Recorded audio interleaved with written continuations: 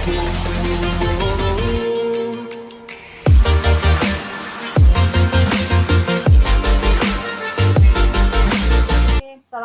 warahmatullahi wabarakatuh. Seperti biasa, selamat malam dan selamat datang kepada Abang, Mbak, Mas, None, dan semuanya. Semoga doa kami semua yang hadir maupun di rumah, selalu di tempat lainnya, semoga selalu dalam keadaan sehat, sukses, dan bahagia. Amin ya robbal alamin.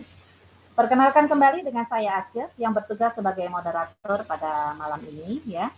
Alhamdulillah, puji syukur kehadirat Tuhan Yang Maha Esa bahwa kita semua diberkatinya untuk berkumpul dalam nikmat sehat tentunya insya Allah, dan nikmat selalu berpikiran positif ya, baik hati kita maupun perasaan kita. Kali ini LLC Talk Alhamdulillah nih langsung dengan pembinanya Pak Edi Iskandar yang akan memberikan materi ya. Semoga banyak ilmu manfaat yang bisa kita dapat pada malam hari ini. Oke. Kami izinkan juga kepada infokan kepada Bapak Ibu sebelumnya yang belum masuk ke grup LLC Talk, silakan masuk karena nanti materi dan recording dari acara malam ini seperti biasa akan kita share hanya di grup LLC Talk yang ada 3, LLC Talk 1, 2, dan 3. Nanti untuk linknya akan kami chat ya di Zoom ini ya, jadi silakan nanti masuk pada join. Oke, LLC adalah Life Learning Club yang merupakan suatu kelompok pembelajar yang dibentuk untuk membangun kualitas diri yang lebih baik lagi ya, baik tumbuh dan berkembangnya menjadi insan yang sehat, sukses, dan bahagia dengan ukuran dimensi dunia dan akhirat. Melalui program LLC Talk pada malam ini, yang biasanya kami adakan yaitu tiap Selasa malam dengan berbagai narasumber dan juga topik yang berbeda-beda. Malam ini kami perkenalkan profil singkat dari narasumber kita yaitu Kakanda Edi Iskandar ya, saya sebut Kakanda lah ya. Selain sebagai pembicara di LLC Talk malam ini, beliau juga adalah sebagai pembina LLC dan tentunya beliau juga sebagai Master Trainer EFT ataupun Emotional Freedom Technique ya. Dengan tema malam ini yaitu adalah Good Enough is Fine. Wah, ini dari judulnya saya sendiri belum bisa meraba-raba nih materinya intinya seperti apa. Nanti kita dengarkan ya. Akan kita dengar pemaparan beliau hingga jam 9 ya. Kalau di flyer itu nanti jam 9. Insya Allah saya lebih sedikit sekitar 15 menit ya Bapak Ibu. Jadi kita pergunakan waktunya. Bagi yang mau bertanya silakan sudah siap-siap di chat ataupun raise hand ya. Profil beliau, profil singkat beliau ataupun Dr. Edi Iskandar Master of Science adalah beliau berpendidikan di S1 beliau dengan di teknik mesin UK, Landa UK, dan S2 beliau di sistem manufacturing dan manajemen UK, juga beliau S3-nya di manajemen dari USA ya, alhamdulillah mendapatkan beasiswa dari pemerintahan Indonesia. Dan beliau juga sebagai dosen teknik mesin PEDC ITB, senior saintis BP PT Teknologi, dosen otomasi dan simulasi di Fakultas Teknik Industri Universitas Trisakti, dan juga beliau sebagai ketua ITT Texmaco ya. Dan beliau sebagai residence manager untuk Texmaco Mechatronics bergerak di bidang otomasi di Singapura. Dan Pak Edi juga sebagai CEO CPM Consulting di bidang SDM, Manufacture, dan Manajemen. Kakanda Edi juga sebagai founder dari EFT Center Indonesia yang rutin kami adakan tiap bulan yang untuk workshop EFT, ya Emotional Freedom Technique, dan juga sebagai founder dari Barkah Wakaf International Foundation dan Universal Social Economic Foundation atau disingkat UNISOF, dan juga beliau sebagai chairman dari ICEP International Community for EFT Practitioner ya. ICEP ini adalah kumpulan dari semua alumni-alumni ataupun praktisi EFT yang sudah belajar EFT dari level 1 hingga sampai trainer ya, kita gabung, kita masukkan atau terkumpul dalam ICEP ya. Dan tentunya beliau juga sebagai pembina LLC dan terakhir adalah komisaris di beberapa perusahaan swasta nasional. Demikian profil singkat beliau tanpa memperpanjang waktu ya, kita persilakan Kakanda Edi untuk memulai pemaparannya. Terima kasih. Assalamualaikum warahmatullahi wabarakatuh. Silakan Kakanda Edi. Waalaikumsalam warahmatullahi wabarakatuh. Ya. Terima kasih Bu Aceh. Ini Adinda. kalau di Palembang itu bukan Adinda, namanya Dindo. Dindo. Dindo. Oh. Jangan salah. Jadi ini Kando dan Dindo. Itu tanya sama Dindo Nurita itu. Boleh. Tapi kalau kayak Tete Yanti nggak ada, jadi Tento nggak ada. Oh semua ya? Nggak jadi O dia. Tete tetap Tete, tidak Teto gitu ya. Kalau Kang Hikmat itu nggak bukannya jadi Kong Ihmat, tetap Kang Ihmat ya. Iya, ini senang sekali canda dulu ya, biar suasananya makin santai. Apa kabar ini sahabat LLC? Alhamdulillah sehat, sukses, bahagia ya. Jadi senantiasa sehat, sukses, bahagia. Ya, itu harapan kita semua ya, Abang None, kakak adik. Jadi senang sekali kita jumpa lagi. Saya mulai dengan basmalah. Bismillahirrahmanirrahim. Assalamualaikum warahmatullahi wabarakatuh. Waalaikumsalam. Selamat pagi dan salam sejahtera. Ini saya sengaja bilang pagi biar terus semangat ya. Itu ada Kang Almuas, kalau bicara pagi itu pagi ya, semakin semangat. Ini kalau saya lihat alhamdulillah sudah 44 orang yang gabung. Baik, saya mulai saja karena kita sampai pukul 9 ya, karena setelah itu saya ada meeting lagi, makanya dibuat sampai pukul 9. Jadi saya off dulu suaranya agar lebih fokus ya. Perhatikan sahabat LRC, senantiasa kita panjatkan puji syukur kepada Allah. Alhamdulillahirabbil alamin. Salawat dan salam kepada junjungan besar Nabi Muhammad SAW. Malam hari ini ada satu topik yang menurut saya sangat menarik. Wallahu alam, apakah nanti sahabat LLC juga menganggapnya menarik. Karena apa? Topik ini itu dengan kata-kata yang sangat menggugah, ya. Artinya good enough. Good enough kalau dalam bahasa kita, cukup itu sudah baik gitu loh. Dengan cukup ataupun sederhana saja sudah baik. Apalagi kalau kita katakan good enough is fine. Jadi sudahlah cukup saja sudah baik dan is fine, ya baik-baik saja. Jadi sahabat LLC, kata-kata good enough ini itu berasal dari salah seorang, sekarang ini juga dikenal sebagai psikoanalis ya. Padahal kalau kita pelajari latar belakang hidupnya, beliau ini seorang dokter ya, seorang dokter kelahiran Plymouth. Plymouth itu adalah di selatan dari England ya. Jadi kalau kita di Inggris itu dia ada Wales, Irlandia, Ireland, kemudian England dan Scotland. Nah, England itu termasuk London itu England. Jadi kalau kita bicara Scotland itu di bawahnya. Jadi dia di pantai paling ujung dari pulau Inggris itu. Dia ada di kota Plymouth. Dan menariknya beliau ini anak dari seorang saudagar, orang kaya, tapi ibunya mengalami depresi. Jadi waktu kecil dia sudah melihat secara langsung bagaimana pengalaman seorang yang terkena depresi, yaitu sang ibunda tercinta. Kenapa dia mengembangkan teori-teori psikoanalis? Karena setelah dia pernah bekerja di rumah sakit, ya, dia sendiri lebih suka mempelajari teori-teori psikologi. Dan buku-buku dia malah diterbitkan setelah dia meninggal di tahun 71 oleh istrinya Claire ya. Nah, jadi kalau kita bicara dari Donald Winnicott ini, beliau ini dengan kata-kata yang sangat sederhana, good enough, itu untuk apa aplikasinya? Aplikasinya itu kebanyakan di relationship. Jadi relationship itu adalah hubungan anak sama orang tua ya, hubungan istri sama suami. Nah, itu yang dikatakan love. Tetapi ternyata yang namanya relationship itu juga ada hubungan ketika kita bekerja. Makanya kata kunci dari Winnicott ini adalah love and work, ya. Cinta dan kerja. Kenapa dia mengatakan good enough, ya? Enough itu baik karena dia mengalami berbagai persoalan yang dia temukan di kalangan masyarakat. itu banyak sekali ya anak-anak yang menjadi masalah karena apa? Karena punya orang tua yang sangat demanding. Demanding itu punya standar yang tinggi, yang sering kita kenal dengan istilah perfeksionis, ya.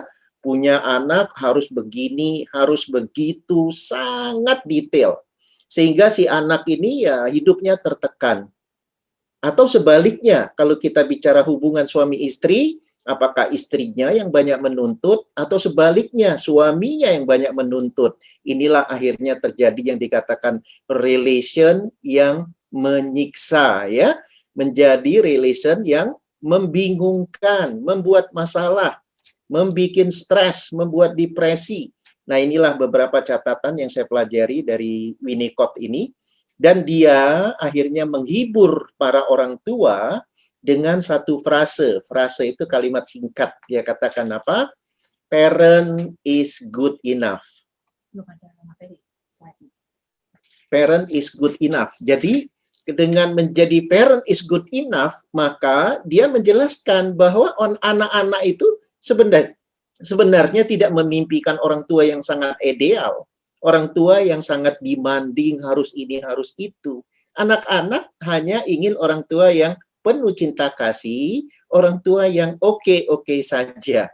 Nah, inilah kenapa kajian-kajian beliau ini sangat menginspirasi bagi kita yang belajar tentang ilmu kehidupan, karena Life Learning Club ini adalah pembelajar dari ilmu kehidupan. Baik, agar pembicaraan saya lebih terstruktur, saya share screen ya, sahabat LLC. Ini pun nanti materi akan di-sharing dari admin.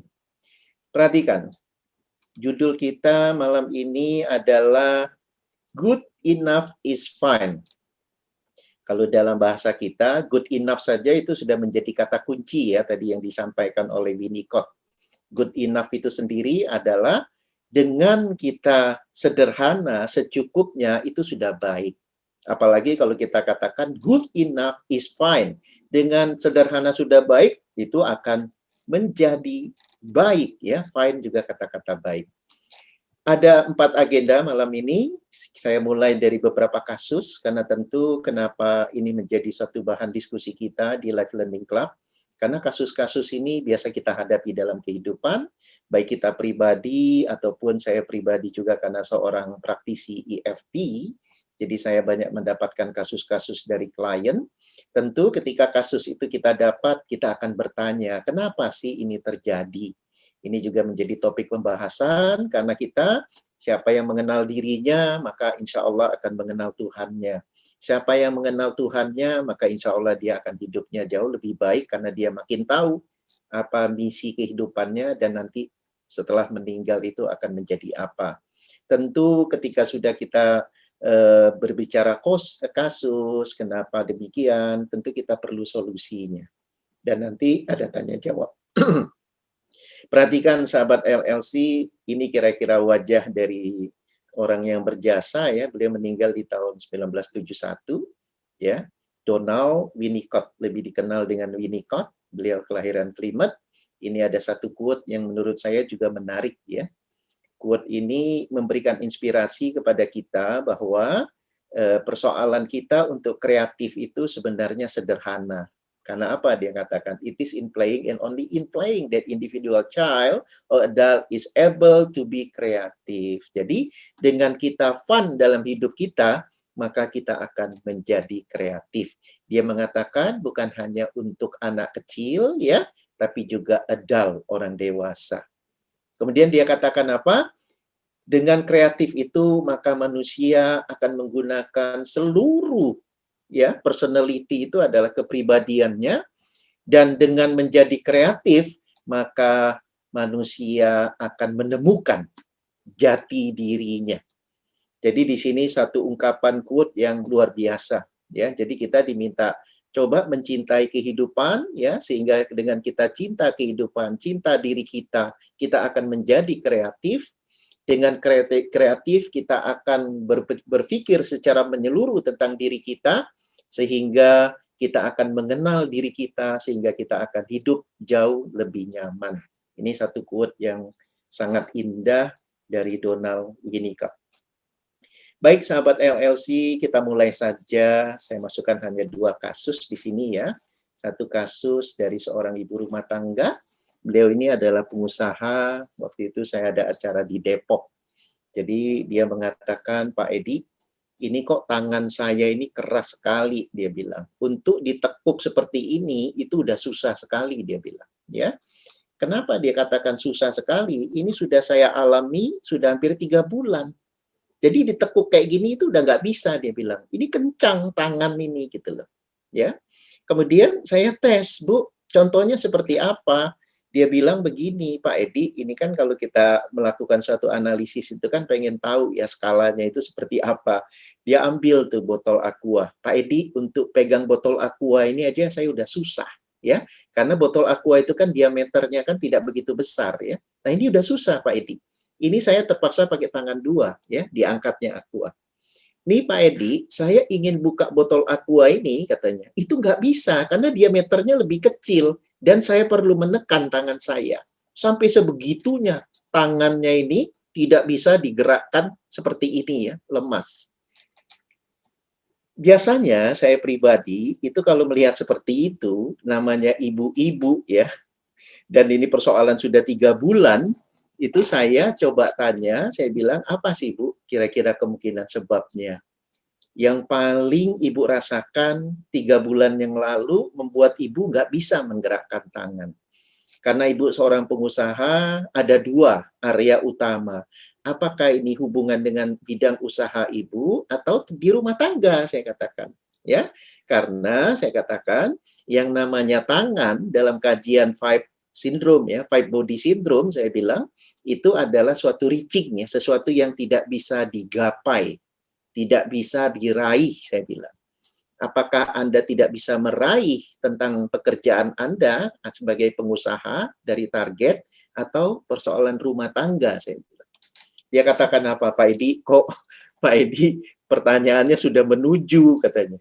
Ya kenapa? Saya bilang, ini masalah anak saya, Pak Edi, katanya. Ternyata jawabannya adalah suatu pencapaian keinginan dari bagaimana interaksi dia dengan anaknya. Dia katakan anak saya ini Pak Edi semenjak dari kecil sampailah dia sekarang ini sudah semester 4 mahasiswa, itu luar biasa, patuh sekali, taat sekali. Tapi belakangan ini dia bilang itu udah nggak mau dengar omongan saya, dia semaunya saja. Akhirnya saya sempat sebelum 3 bulan yang lalu, saya diemin dia selama 1 bulan. Ya, selama 1 bulan itu saya diemin, saya nggak tegur dia, tapi tangan saya begini, Pak, ini. Tangan saya jadi keras. Ya. Kemudian saya telaah, saya katakan, apakah Ibu tipikal yang perfeksionis, banyak menuntut? Dulu sih kagak, Pak Edi, tapi karena mahasiswa ini katanya, saya makin khawatir agar dia selesai tepat waktu, akhirnya saya semakin banyak menuntut. Disinilah Bapak Ibu ya, apa yang dikatakan oleh Winnicott tadi semakin terbukti. Ketika sebagai orang tua banyak tuntutan terhadap anaknya, ya maka anaknya sudah merasa tidak nyaman, ya. Dia sudah mulai stres, dan dampak dari stres itu selalu dalam kajian psikologi ada 2. Kalau dia tidak ketemu solusi, maka dia akan kompensasi. Nah, kompensasinya itulah bentuknya seperti tidak patuh. Jelas ya, Bapak Ibu? Itu adalah kajian pertama dari studi kasus yang saya dapatkan. Kemudian, kembali kepada studi kasus yang kedua, ini adalah dari remaja. Jadi, seorang remaja dan dia mahasiswi. Kalau ini tidak saya dapatkan dari kasus dari sehari-hari, tapi ini saya dapatkan dari TED Talks ya. Jadi kalau sahabat LLC ingin terus terupdate dengan apa perkembangan dunia lain, itu ada di YouTube, itu TED Talks. Saya selalu ngikutin, itu rata-rata sampai 3-5 talks itu per hari saya ikutin, karena talksnya udah banyak sekali, dan dimensinya luas. Tidak hanya dimensi psikologi, tapi dimensi bisnis, dimensi digital. Nah, jadi di sini dikisahkan oleh seorang anak muda, wanita, itu dia sudah pada satu saat ketika dia di usia 17 tahun, karena dia cerita di usia 24 tahun. Dia ceritakan apa? Saya karena merasa not good enough. Merasa apa? Not good enough. Merasa tidak cukup. Artinya itu saya dituntut untuk menjadi orang hebat. Saya dituntut menjadi pribadi yang luar biasa. Baik oleh keluarga saya, berikut teman-teman saya. Karena apa? Keluarga saya orang-orang hebat. Ujung-ujungnya apa? Saya stres, saya depresi, sampai suatu saat saya sampai terfikir untuk bunuh diri. Coba perhatikan, ya, sahabat LLC, kisah mahasiswa ini betul-betul mahasiswi ya, karena dia wanita, betul-betul menyentuh. Karena dia pun ketika menyampaikan talknya dengan suara yang bergetar, ya, masih ada kesedihan, betul-betul ingin menyentuh para pendengarnya bahwa perhatikan, kalau Anda tidak terbebas dari hal ini, maka bisa saja Anda menuju kepada jurang kematian dengan bunuh diri. Nanti bagian dari solusinya kita cerita nanti di dalam kajian ini ya, sahabat LLC. Artinya kasus-kasus seperti ini sebenarnya banyak sekali. Bahkan dia katakan di dalam TED Talk itu dia katakan apa? Tolong dengarkan sahabat lain, dia katakan, yang jumlahnya puluhan ribu. Ini kan talknya dari Amerika.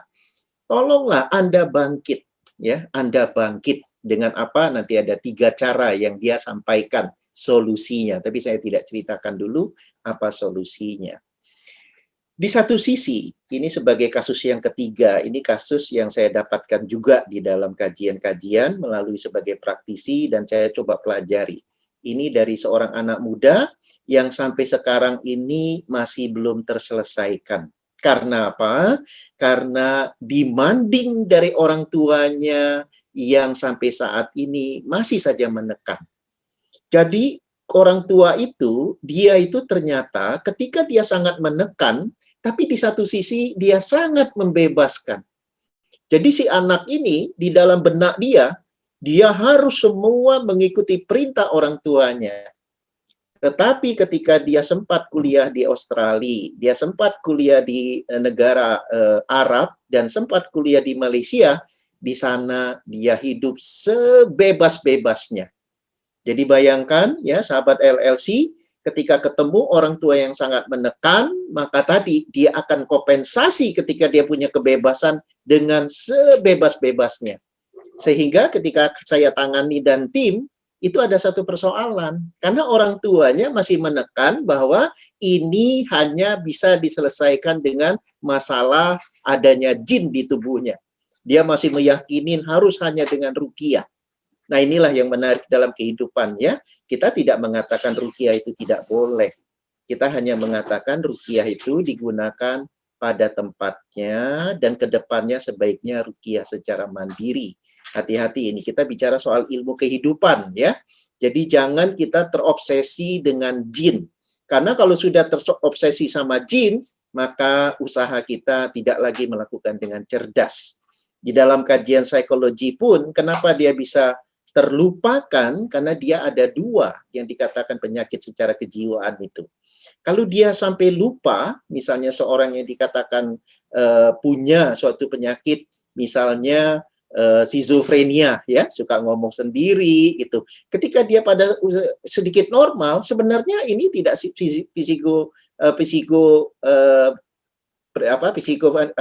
skizofrenia yang berat. Di dalam kajian psikologi, dia masih dikatakan tahap neurosis, ya. Neurosis itu logiknya masih bisa dilakukan secara analisis.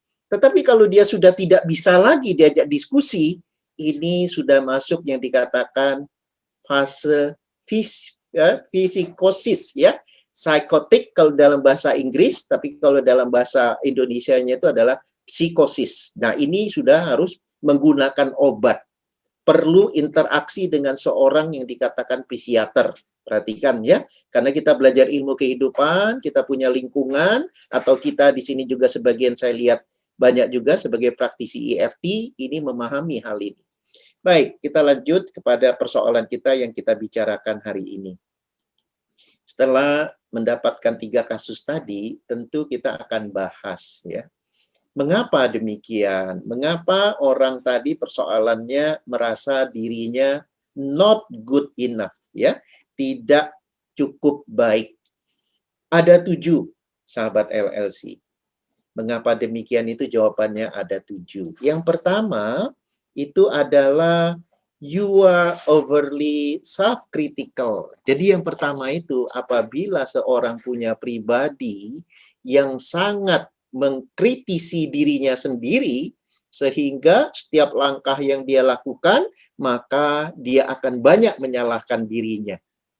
Jadi kalau dia melakukan sesuatu yang menurut dia salah, dia salahkan diri dia sendiri.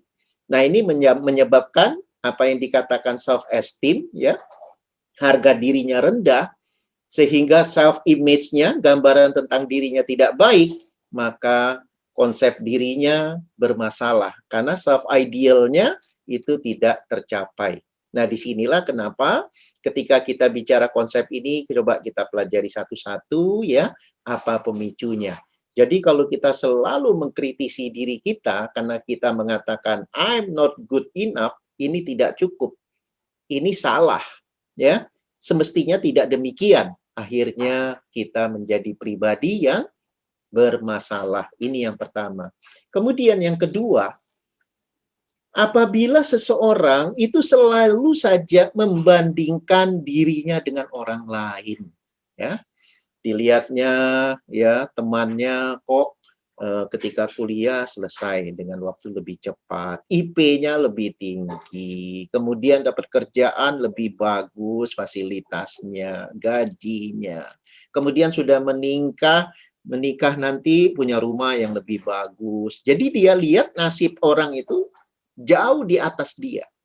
Jadi kalau dia melihat cara berpikir seperti itu, maka akan timbul di dalam diri dia mengatakan apa? I'm not good enough. Saya tidak cukup. Saya menjadi pribadi yang tadi, ya, secara self-esteem-nya rendah, ya, rendah diri, ya, orang-orang yang tidak punya self-concept. Karena membandingkan dengan orang lain yang lebih dari dia. Jadi dia di sini dikejar dengan perasaan kompetisi. Kemudian yang ketiga, dia di lingkungannya itu dengan toxic people, ya. Orang-orang toxic ini sebenarnya istilah saja, ya, sahabat LLC. Toxic itu kalau bahasa artinya aslinya itu adalah racun, ya. Tapi yang dimaksud dengan toxic people itu orang-orang yang bukan memberikan semangat kepada diri, misalnya seseorang katakanlah si A, tetapi lebih banyak memberikan kritik, ya. Anda tidak baik, Anda tidak berprestasi, ya. Artinya sesuatu yang mengkritik dari pihak lain. Apakah itu waktu dia kecil, apakah ketika dewasa dengan pasangan hidupnya, apakah nanti di tempat kerja juga teman kerja dia, maka ketika dia dengan toxic people ini, maka akan menjadi pribadi yang I'm not good enough. Kemudian yang keempat, ini yang menjadi akar masalah, ya. Tadi sudah disinggung dalam teorinya Winnicott, seorang psikoanalis walaupun latar belakangnya dari medical science, ya, seorang dokter. Dia katakan apa? Orang tuanya tuh demanding, ya. Benar-benar ingin apa, ya? Anaknya itu super hebat, ya. Kalau dia olahraga dia juara. Kalau dia di sekolah dia juara, ya. Di seluruh bidang dia harus hebat. Nah, ini kata-kata harus, ini menjadi suatu ambisi orang tua yang perfeksionis yang dipaksakan ke anaknya. Ketika anaknya merasa terbebani, maka akan jadi masalah.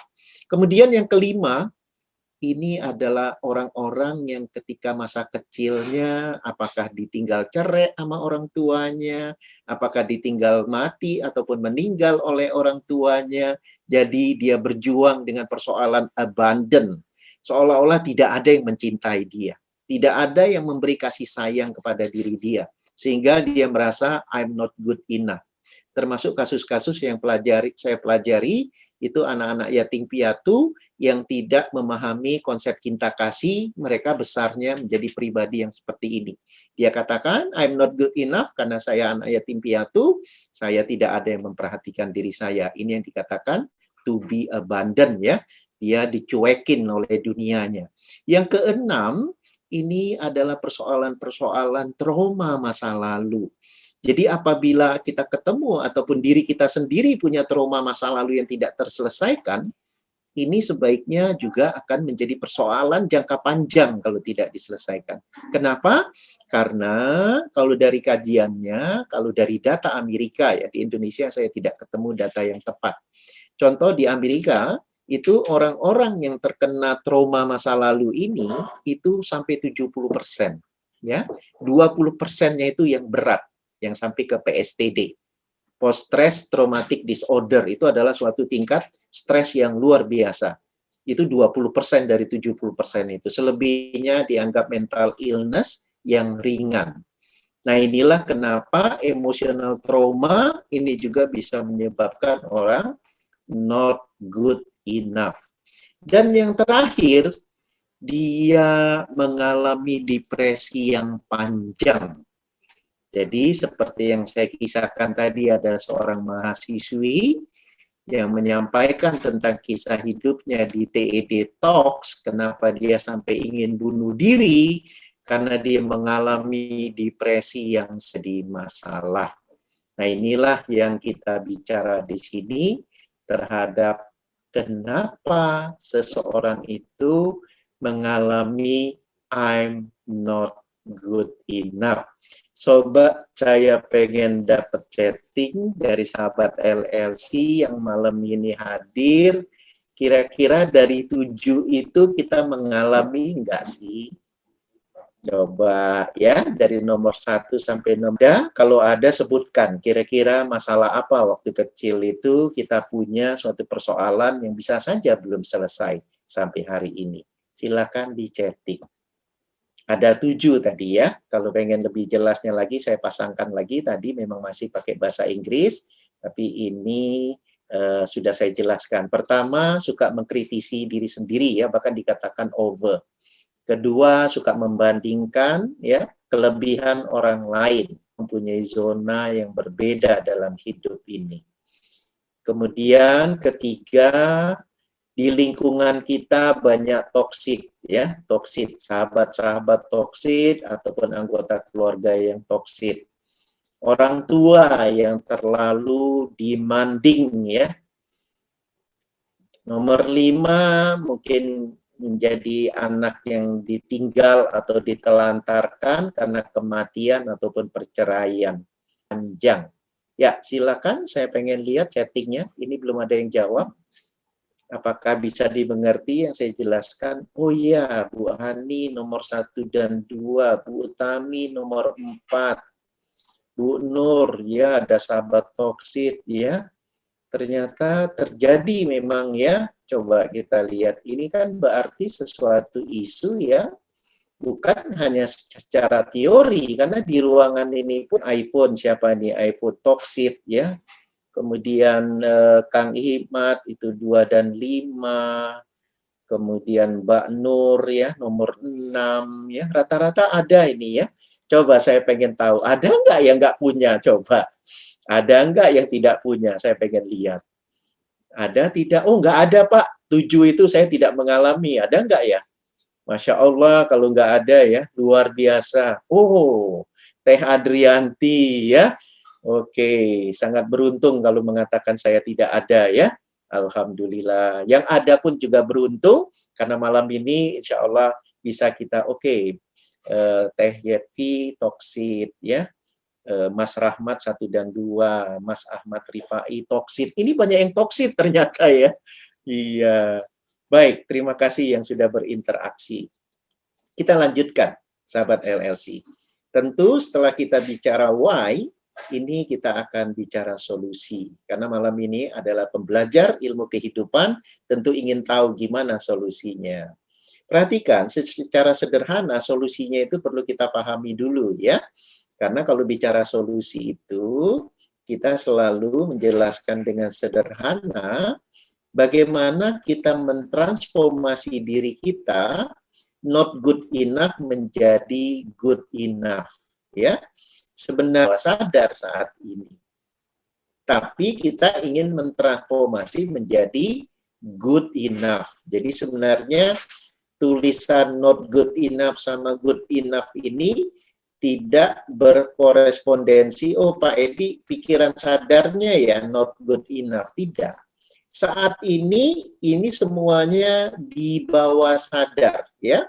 Not good enough ini di bawah sadar, good enough mayoritas boleh dibilang kalau peserta hari ini adalah 50 orang, itu berarti 2% saja yang mengatakan tidak ada isu. Yang lainnya rata-rata punya isu.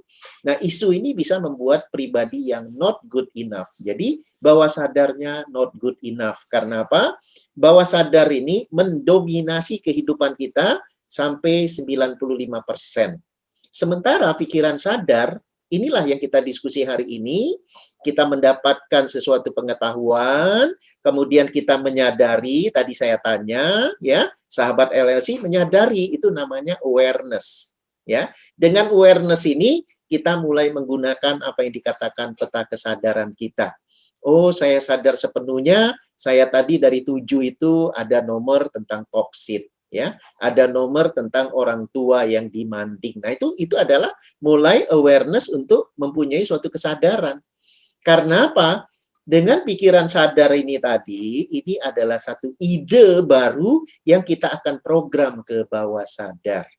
Nah, sebelum kita bicara lanjutnya bagaimana memprogram bawah sadar itu, kita lihat dulu solusinya satu-satu, sahabat RLC. Perhatikan, ketika kita masuk ke solusi satu-satu, ungkapan yang pertama punya satu ungkapan seperti peribahasa di Indonesia ya, rumput tetangga nampak lebih hijau. Tetapi di sini dikatakan bahwa rumput tetangga tidak selalu lebih hijau. Perhatikan. Ini untuk menjawab suatu solusi dari apabila kita suka membandel, saya punya sepeda. Nah, ini jadi masalah ini ya. Karena apa? Dia menganggap rumput tetangga itu hijau. Padahal solusinya adalah rumput tetangga tidak selalu hijau. Yang kita bandingkan itu biasanya kelebihan seseorang. Tapi orang itu bisa jadi kalau kita sudah diskusi, malah dia juga bisa menganggap kita yang lebih hebat dibanding dia. Jelas sampai di sini? Karena apa? Satu, everybody is unique. Setiap orang itu unik. Kedua apa? Cobaan yang Allah kasih kepada setiap manusia itu bentuknya beragam. Ada yang dicoba dengan harta benda, ya. Ada yang dicoba dengan fisik. Banyak ya. Jadi cobaan itu beragam. Jadi kalau kita lihat harta benda, ya, kepangkatan, kepintaran, itu bentuk cobaan. Karena kelebihan pun juga bentuk cobaan. Jadi kalau kita bicara tadi adalah rumput tetangga lebih hijau, maka sekarang dikatakan apa? Rumput tetangga tidak selalu lebih hijau. Malah kalau kita ingin mendengarkan, misalnya di sini saya coba kupas dari kajian Islam, karena saya beragama Islam, bagi sahabat lain yang beragama lain, coba nanti dicek ya di dalam kajian keagamaannya, itu dikatakan apa? Kita boleh membandingkan hidup kita dengan orang lain, tapi bandingkan dengan orang yang di bawah kita. Ya, dibandingkan dengan orang yang di bawah kita. Agar apa? Kita bukannya menjadi not good enough, tapi kita menjadi good enough. Ya, good enough ini kan kalau dalam bahasa agama itu menjadi pribadi yang bersyukur ya, bersyukur ya, good enough gitu loh. Tapi kalau kita membandingkan dengan kelebihan orang, maka susah untuk bersyukur, maka akan menjadi not good enough. Jadi kuncinya sederhana. Ternyata kajian-kajian psikoanalisis itu di agama itu sudah ada jawabannya. Hanya perlu diaplikasi. Itu kenapa di dalam LLC saya harapkan ilmu ini bukan sekedar pengetahuan. Karena kita tidak sekolah lagi. Kalau di sekolah mungkin perlu pengetahuan untuk mendapatkan nilai. Tapi kalau learning itu suatu pembelajaran. Pembelajaran dari fase unconscious ya.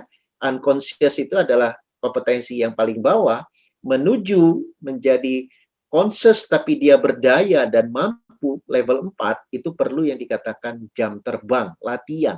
ya. Nah, jadi kalau kita katakan rumput tetangga tidak selalu hijau, itu menghibur kita. Pasti ada kelebihan kita dibandingkan orang lain. Ya, ini yang pertama. Kemudian saya lanjut yang kedua, sahabat LLC. Yang kedua, di sini dikatakan apa? Your thought aren't your reality. Perhatikan, ya. Ini memang bahasanya bahasa Inggris, tapi penjelasannya bahasa Indonesia. Thought itu adalah pikiran-pikiran kita.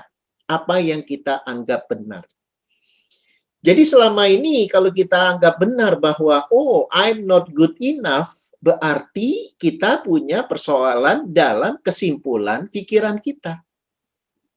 Kalau kita punya salah pemikiran tentang diri kita yang negatif, maka ingat ya, ada satu nasihat, yesterday ya, hari lalu itu adalah pembelajaran ya. Jadi experience itu adalah pembelajaran. Kita ambil pembelajarannya, hikmahnya. Ya. Today, hari ini itulah yang kita nikmati. Jadi today is life ya. Kita hidup ya, to live. Jadi today itu hari inilah kita hidup. Ya. Tomorrow ya, tomorrow itu adalah untuk persiapan kita untuk hidup lebih baik. Dengan apa? Dengan persiapan hari ini. Jadi yang nomor 2 ini apa, sahabat LLC, bahwa your thought ya bukan sebenarnya realitas. Kita yang harus menciptakan realitas diri kita sendiri. Jadi di dalam salah satu quote yang lain dikatakan apa?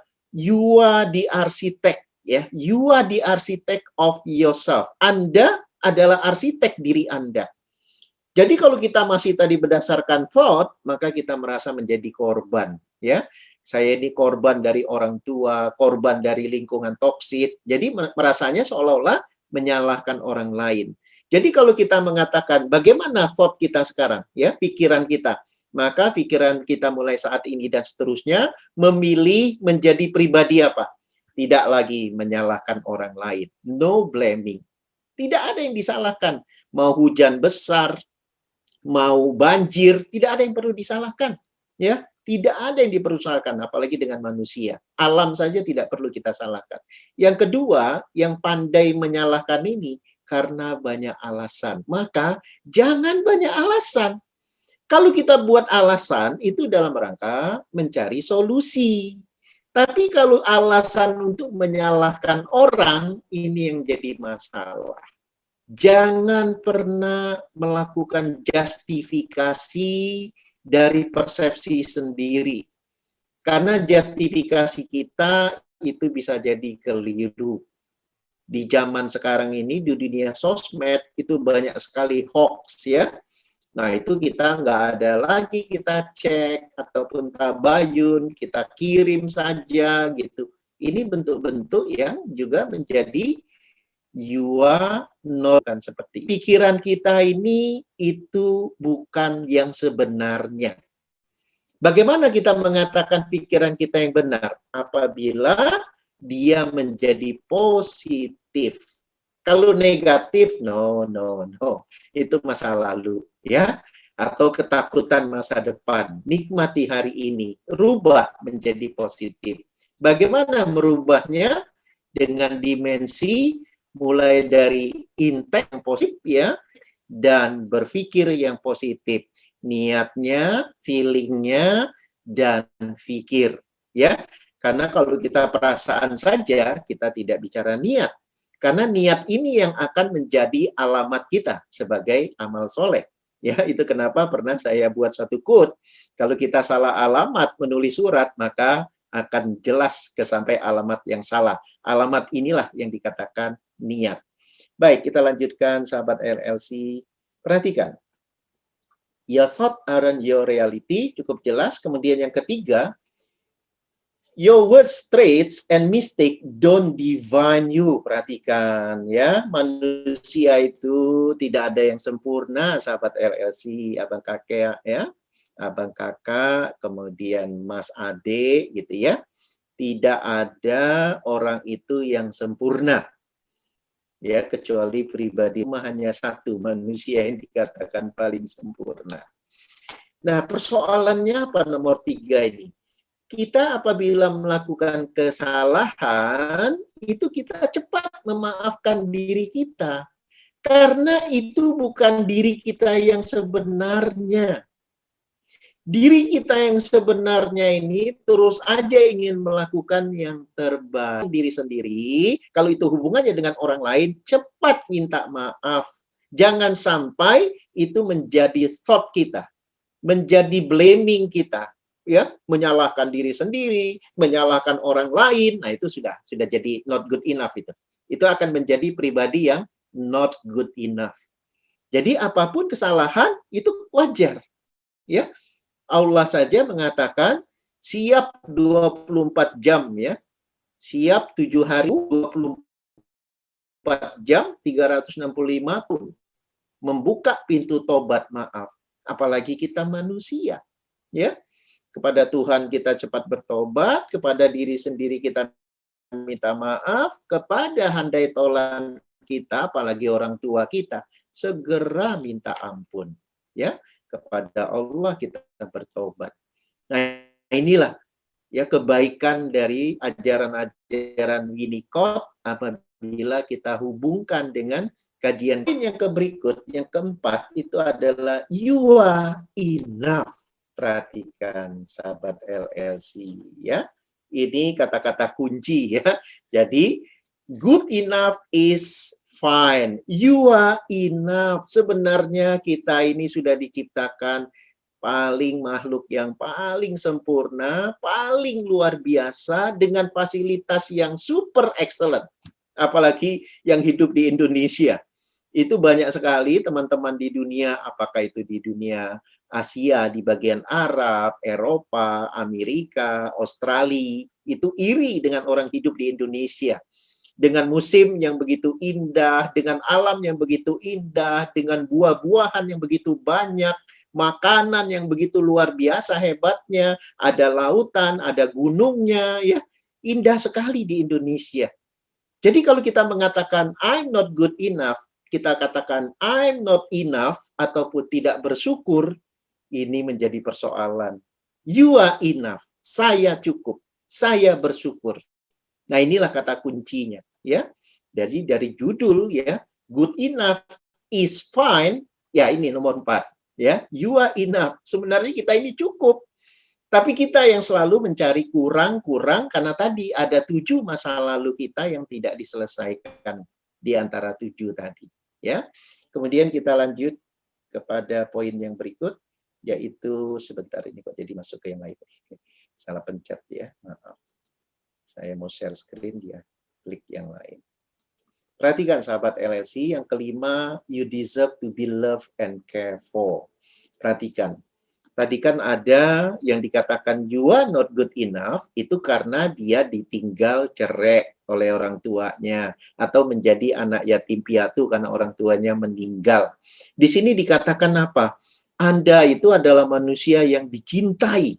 Kadang-kadang kita pasti selalu bertanya kan, teorinya Winnicott ini seperti apa sih? Kok bisa bicara dicintai? Sebenarnya Winnicott mengatakan banyak manusia lain yang mencintai kita. Cuma kadang-kadang kita pengen orang-orang tertentu saja yang kita harapkan. Tetapi ada satu yang tidak dijawab oleh Winnicott, ya. Adalah apa?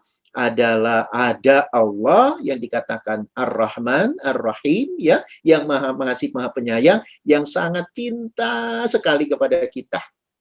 Yang ini yang kita kurang rasakan. Jadi kalau persoalan cinta ini kita bisa renungkan, kita muhasabah, ya, kita coba kontemplasi diri, ya, terutama habis sholat malam, setelah zikir, itu rasakan, ya, rasakan betapa bersyukurnya kita kepada Allah, rasakan cinta kasihnya. Saya pikir mungkin kalau ditaruh di volume hati kita, itu bakal kepenuhan. Sehingga kalau kita sudah penuh cinta kasih, maka kita akan tidak lagi meminta kepada orang lain, ya, yang istilahnya teori terima kasih, tapi kita akan kasih terima. Karena apa? Pribadi yang sudah abundance, berkelimpahan. Karena apa? Sahabat LLC, kelimpahan itu tidak selalu dalam bentuk rezeki seperti uang, ya, harta. Tidak selalu seperti jabatan. Karena semua yang dikatakan rezeki seperti itu pun nanti ada pertanggungjawabannya. Ya, jadi kita harus betul-betul melihat hidup ini dengan penuh apa? I'm enough. Dan ketika kita penuh cinta kasih tadi, saya akan giving, saya akan memberi, bukan menjadi pribadi yang individualistik lagi. Makanya di Life Learning Club ini kami juga menunggu ya, sahabat LLC, siapa yang ingin berbagi pengetahuan di sini tentang ilmu kehidupan. Karena berbagi itu indah, ya. Jadi tidak selalu bahwa oh iya kalau ada talk seperti ini gitu ya, sekali-sekali memang iya kalau kita memang profesinya trainer, dosen ya. Tapi ya kalau memang kita ingin berbagi, banyak peluangnya. Ya, ditunggu oleh LLC untuk menjadi narasumber di sini lagi. Kemudian yang berikutnya, sahabat LLC, itu adalah poin yang ke-6. Terkadang ya, all matters is here and now. Artinya apa, Bapak Ibu? Ini sehubungan dengan tadi, orang banyak hidup dengan trauma masa lalu. Kita tidak mengatakan trauma itu salah, karena itu bagian dari diri kita. Traumanya diselesaikan, agar kita terbebas dari persoalan masa lalu kita, ataupun ketakutan masa depan kita, maka insya Allah kita akan bahagia. Jadi orang yang hidup dengan kekinian, dengan selalu mengutamakan sabar dan syukur, kemudian berjalan ke depan dengan ikhlas dan selalu butain di dalam ruang ya, di dalam dimensi waktu, time ya, dari zaman dulu sampai sekarang dan akan datang, sabar syukur, dan dia bermain di dimensi ruang ya. Bagaimana dia bekerja di dalam kehidupan itu untuk ya, karena sesungguhnya apa? Kita tidak ada daya upaya. La haula wala quwata illa billah. Maka hiduplah di dalam kekinian dengan pilihan tadi, ya, intention, niat yang positif, feeling yang positif, itu adalah motif ataupun motivasi, dan thinking, ya, berpikir yang positif. Insya Allah perbuatan kita positif. Sedangkan solusi yang terakhir, yang nomor 7, itu adalah you are worthy and you matter. Artinya apa? Ini sama dengan yang dikatakan you are enough tadi. Kita harus mengatakan pada diri kita agar kita punya self-esteem yang bagus. Saya adalah orang yang pernah dan tidak akan lagi diciptakan sehebat diri saya sendiri. Perhatikan. Ya, I love myself. Ya, kita ini adalah orang yang paling hebat yang pernah Allah ciptakan. Jangan mengatakan orang lain lebih hebat dari kita. Tidak. Ini untuk diri kita rasakan ya. Makanya di dalam kajian barat itu dibikin seperti jurnal syukur ya. Mulai dari bangun tidur ya, minum bersyukur, bernafas bersyukur, semua aktivitas bersyukur. Melihat bersyukur, itu yang dikatakan jurnal gratitude atau gratitude journal. Nah, kalau di kita, di dalam kajian agama ya banyak mengucapkan akhirnya. Ketika salah dikit, astagfirullah ya Allah. Nah itu indah. Indah sekali hidupnya. Karena apa? Words, berharga. Nah itulah 7 tips sebagai solusi.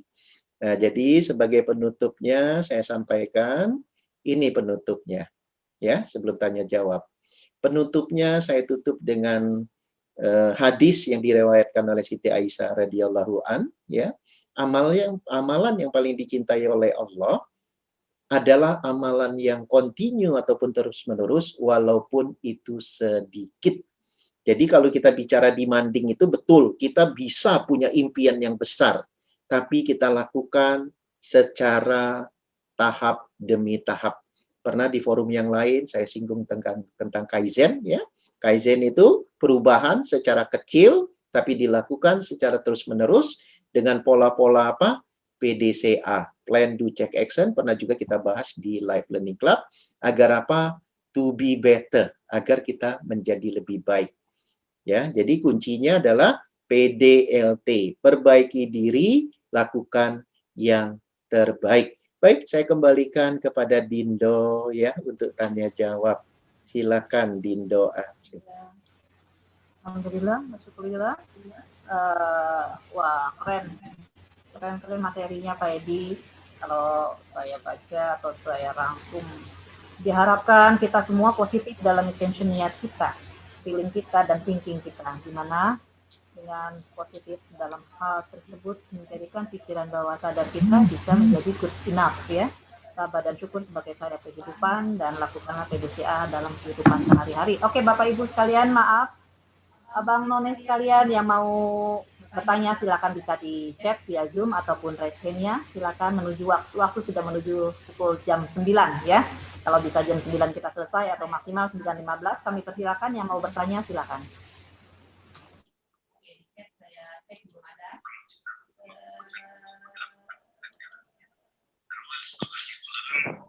Di chat belum ada yang mau silakan bisa dibuka di unmute dan Mas. Tanya. Nampaknya Pak Oti mau tanya tuh. Mas Oti mau tanya. Silakan dibuka. Mangga. Terima kasih. Assalamualaikum warahmatullahi wabarakatuh. Waalaikumsalam warahmatullahi wabarakatuh. Ini mohon maaf ini walaupun agak tidak terbagi dua nih fokus pikirannya karena ada bimbingan seminar juga. Namun sama-sama pentingnya, saya menganggap sama pentingnya di saya.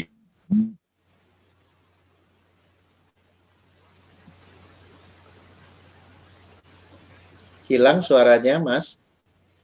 Bang Oti, suaranya ini kali jaringan. Dia pakai dua itu, dua Zoom. Sambil nunggu beliau, jika ada lagi silakan. Nanti bisa diinterrupt dulu atau silakan yang mau bertanya. Abang, None, Mbak, Mas sekalian. Itu ada pertanyaan Pak Ronidin tuh di chatting tuh. Ronidin? Dari Bang Ronidin di chatting. Bentar ya, kok. Oke. Ini dari Bang Rifai ya, di atasnya Bang Ronidin. Mau tanya, apakah berzikir tentang kekuasaannya termasuk salah satu jalan bersyukur? Itu satu. Pertanyaan kedua, Kando Edi, dengar oleh Pak Ronidin, pertanyaannya, kalau pikiran kita bukan realitas yang sebenarnya, jadi siapa sebenarnya kita? Good question, silakan dijawab, Mbak Kando Edi, Anda. Ya, itu Mas Oti itu masih muncul lagi tuh, sekalian Mas Oti. Sekarang atau tunggu Bang Edi jawab? Mas Oti, tadi suaranya seperti hilang. Silakan Mas. Terlempar. Pertanyaan ketiga. Okay. Maaf, terlempar. Ya, gimana Mas? Kalau boleh dilanjut, pertanyaannya aja, ya. Apa sebenarnya upaya kita untuk ya sedikit memaksa untuk bisa sampai menyadari ke arah sana? Apakah dasar keimanannya dulu, atau logika yang harus masuk dulu, itu Bang Iskandar? Mohon afirmatifnya untuk penekanannya ini. Karena walaupun kita umpamanya sudah dengar penjelasan ini, bisa kita pahami, bisa ini, begitu kita mau melangkah, menerapkan untuk jadi good enough, apalagi positive thinking itu kan masih ada godaan setannya masih kuat gitu ya untuk ini. Apa nih kuncinya gitu? Saya kira itu, terima kasih. Baik, terima kasih Mas Oti. Gimana Dindo Aceh, bisa langsung dijawab? Pertanyaan chat dan langsung audionya. Baik, terima kasih kepada yang bertanya. Terima kasih Dindo Aceh. Ini ada 3 pertanyaan ya, satu dari Mas Rifai. Ini tentang zikir, apakah itu bentuk dari yang dikatakan bersyukur ya, salah satu jalan. Sepakat ya. Jalan bentuk bersyukur itu adalah bagaimana kita mendekatkan diri kepada Allah, lebih dekat kepada Allah. Ya, seperti halnya Rasulullah Ditanyakan ketika dia sholat malam kakinya bengkak-bengkak, ditanya sama sahabat, bukannya wahai Rasul, bukannya sudah dijamin surga, ya kan? Kenapa masih sholat malam sampai kaki bengkak-bengkak? Apa kata Rasulullah? Apakah tidak pantas ya bagi seorang hamba yang bersyukur kepada Allah? Wujud syukur kepada Allah adalah melakukan ketaatan yang lebih lagi, ya. Jadi kalau kita selama ini zikirnya kurang, zikir diperbanyak, ya. Sedekahnya kurang, sedekah diperbanyak. Itu bentuk syukur. Berbuat baik, giving lebih banyak dengan tenaga, dengan pikiran, dengan ide-ide, silakan. Ya, itu kira-kira Mas. Wallahu alam. Kemudian yang kedua, ini juga menarik ya, pertanyaan dari Bang Ronidin. Ini dia bilang apa? Kalau pikiran kita bukan realitas yang sebenarnya, jadi siapa sebenarnya kita? Ya, jadi sebenarnya itu begini penjelasannya tadi, Bang. Thought itu yang dimaksud bukan kita sebenarnya kalau itu negatif. Ya, kalau kita negatif itu bukan kita. Kita ini ya, itu kan orang manusia yang diciptakan sangat mulia. Cuma ketika kita kecil pada golden age ya, dari 0 sampai 7 tahun, kita cuma menerima saja dari lingkungan. Itu sudah menjadi program kita.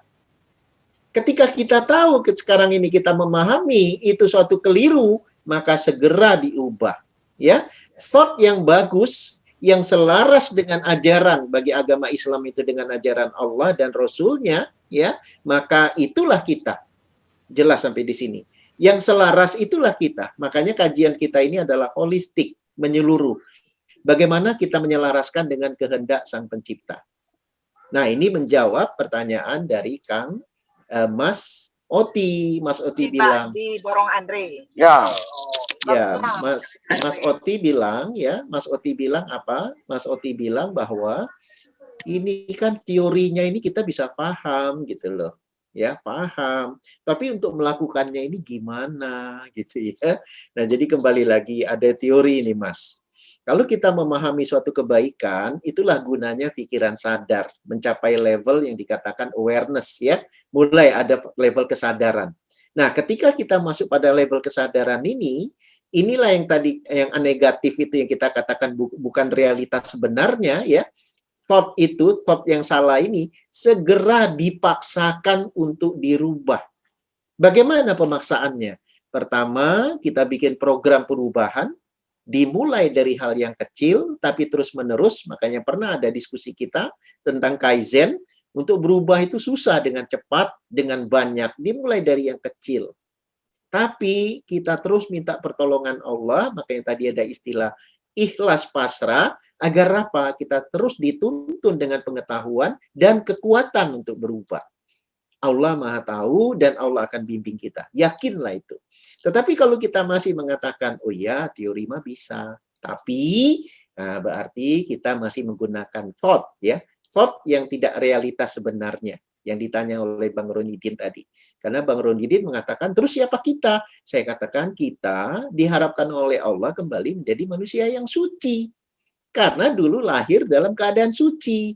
Siapa kita sebenarnya? Kita harus selaras dengan Allah. Allah menginginkan kita menjadi pribadi-pribadi yang takwa, pribadi yang indah, pribadi yang memberi, pribadi yang luar biasa, tetapi pribadi yang good enough, ya, cukup, ya, bukan orang yang banyak demanding.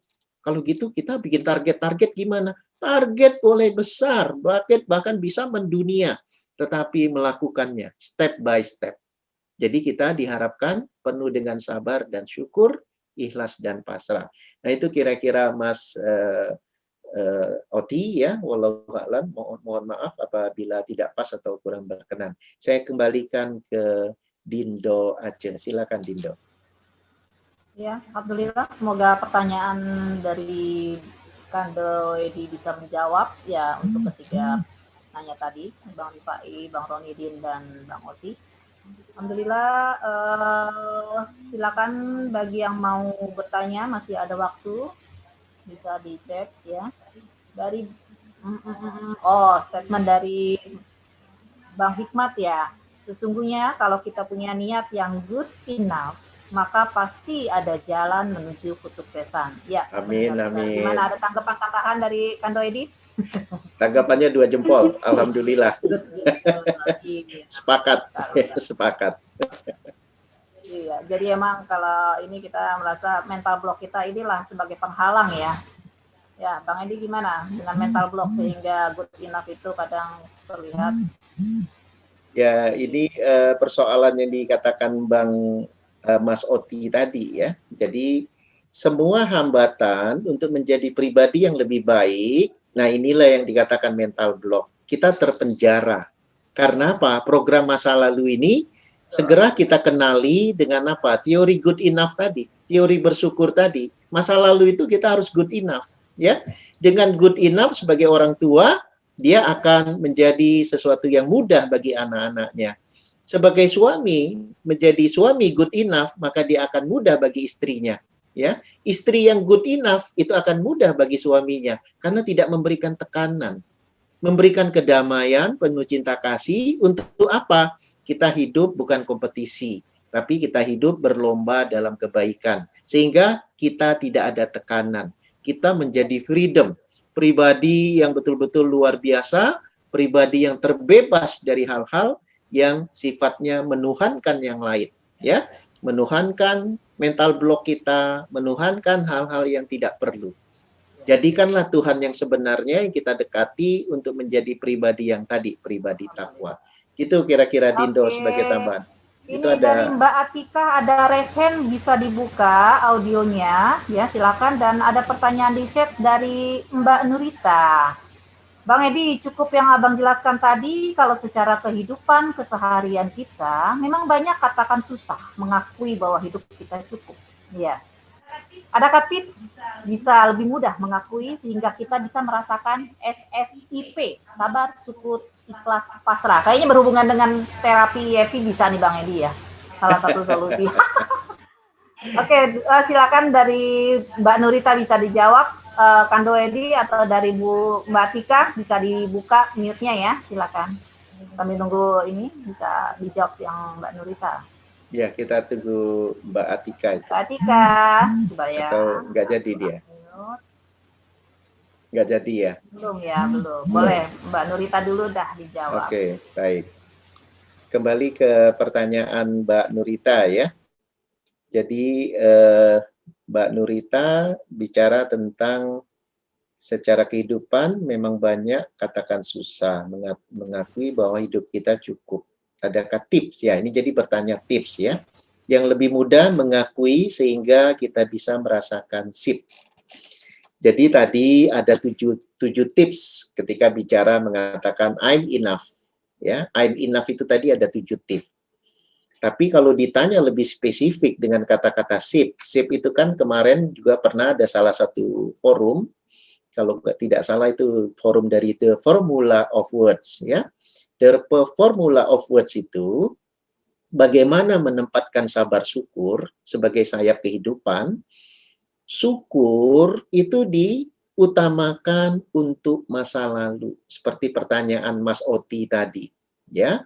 Apapun kejadian masa lalu, maka kita syukuri. Karena kalau kita juga banyak menuntut, merasa kita sebagai korban, maka tidak akan pernah kita akan bersyukur yang dikatakan I'm enough. Ya, tadi kan yang dikatakan oleh Bang Ihmad adalah ketika niat dengan I'm enough, itu insya Allah akan indah. Karena apa? Masa lalu kita tidak ada yang perlu kita sesali. Karena itu semua keindahan yang Allah sudah desain pada diri kita untuk memberi kekuatan pada diri kita.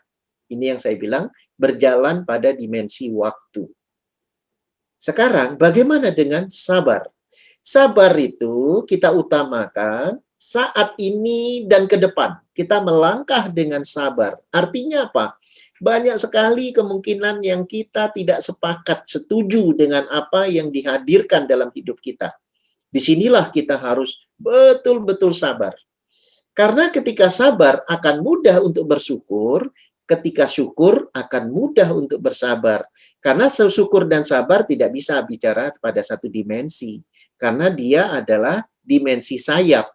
Kalau salah satunya patah, ya kita tidak bisa terbang dalam kehidupan ini. Nah, inilah yang dikatakan sabar syukur. Tipsnya sederhana.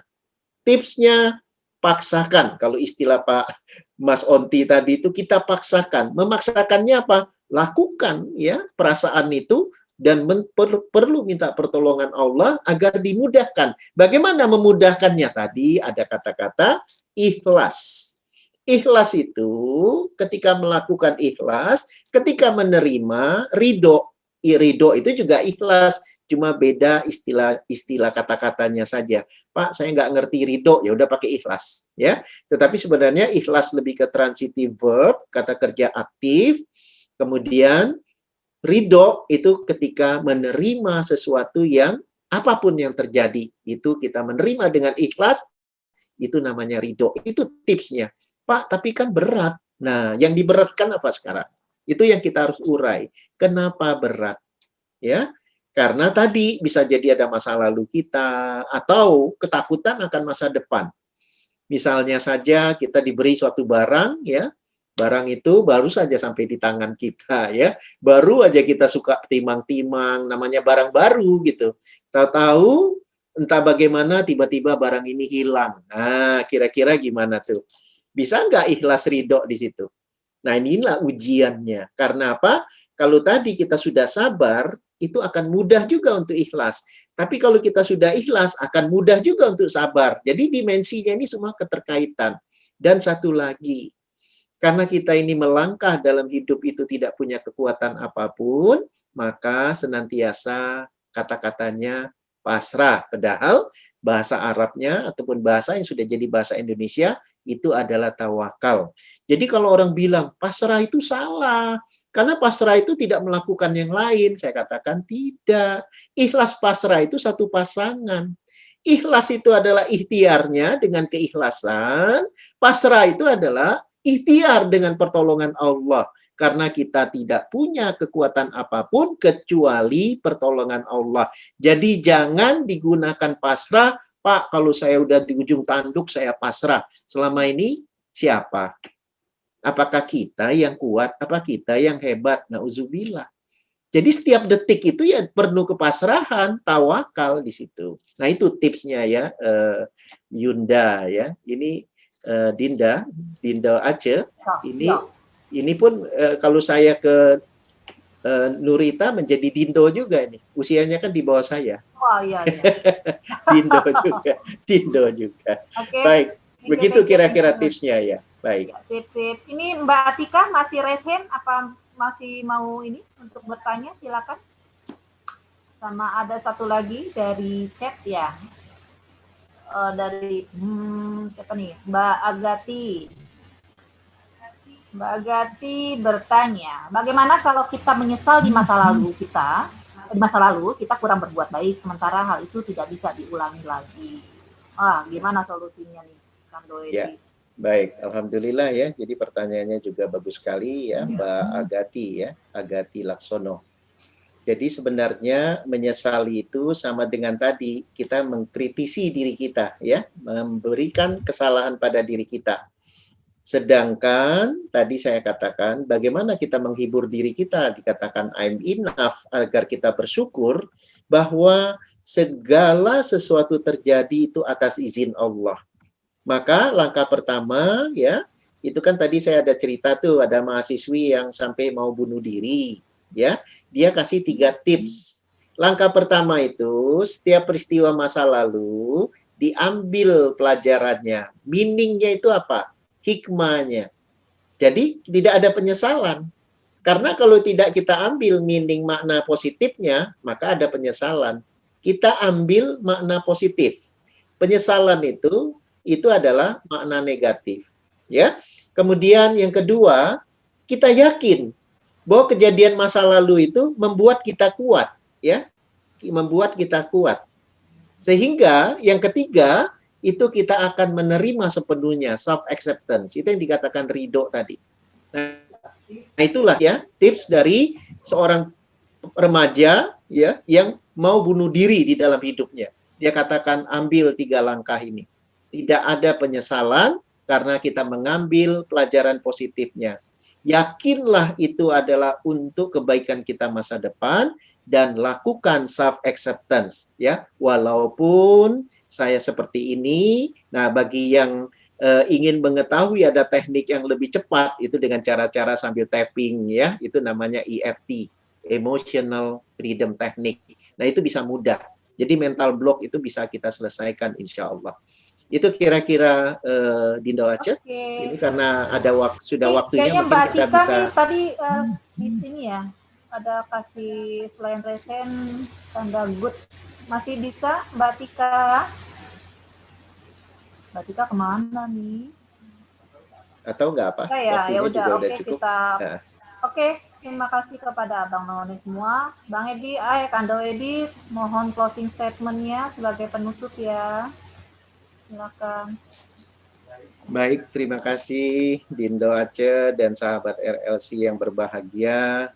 Satu saja dari saya, seperti yang dikatakan Mas Onti tadi, sebaiknya pengetahuan yang bermanfaat itu segera kita tunaikan dalam amalan kita. Ya, dimulai dari apa? Niat yang positif, keyakinan, feeling yang positif, dan pikiran yang positif. Begitu saja, insya Allah akan diberi kemudahan oleh Allah, sehingga kita insya Allah sehat, sukses, bahagia. Terima kasih. Billahi taufiq wal hidayah. Assalamualaikum warahmatullahi wabarakatuh.